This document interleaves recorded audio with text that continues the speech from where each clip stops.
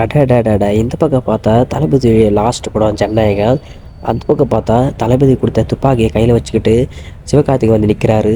ஜனவரி 10ஆம் தேதி. ஸோ 10ஆம் தேதி வந்து பராசக்தி ஓல்டு வீடியோ ரிலீஸ் ஆகப்போகுது. இந்த படத்துக்கு வந்து Sudha Kongara direction, Jayam Ravi villain, Atharvaa cameo, Sreeleela, Sivakarthikeyan இவங்க எல்லாருமே சேர்ந்தது இவங்க முக்கியம் இல்லை. இதுக்கு எல்லாத்துக்குமே மேலே ஒருத்தர் இருக்கார், ரெட் ஜெயம் மூவிஸ் உதயநிதி.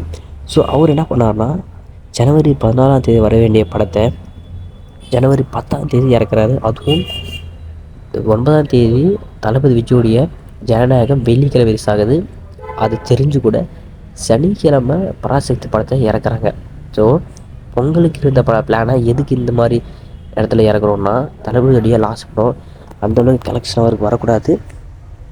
ஜனங்க மத்தியில் அவருடைய படத்தின் மூலியமாகவே அவருடைய பேக் நேமை கொண்டு வரணும். ஸோ அவருக்கு மார்க்கெட் இல்லைன்றதை நிரூபிக்கணும்னு நினைக்கிறாரு போல். எனக்கு தெரிஞ்சு இது ஒரு மிகப்பெரிய டிஸ்அட்வான்டேஜ் தான் இருக்கும் பராசக்தி டீமுக்கு. ஏன்னா அந்த பக்கம் பெரிய டைனோசர். ஸோ கேஜிஎஃப் பீஸ்ட்டுன்னு மிகப்பெரிய ஒரு கிளாஸில் இருந்து கூட பீஸ்ட் படம் தமிழகத்தில் அடித்து நொறுக்கிருச்சு. அது பழைய மொக்கை அந்தளவுக்கு படத்து மேலே டாக் இருந்தால் கூட அடித்து துவம்சம் பண்ணிச்சு.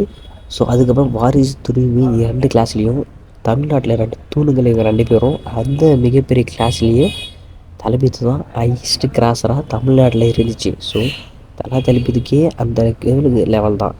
சிவகார்த்திகேயன் எந்த மூலைக்கு. ஸோ ஸ்க்ரீன்ஸ் என்ன தான் ஷேர் பண்ணி இருந்தாலும் டிக்கெட்டுன்றது தலைவலி தப்பிடும். ஸோ பராசக்தி படம் அட்டர் ஃப்ளாப் வர்றதுக்கான வாய்ப்புகள் நிறையவே இருக்குது.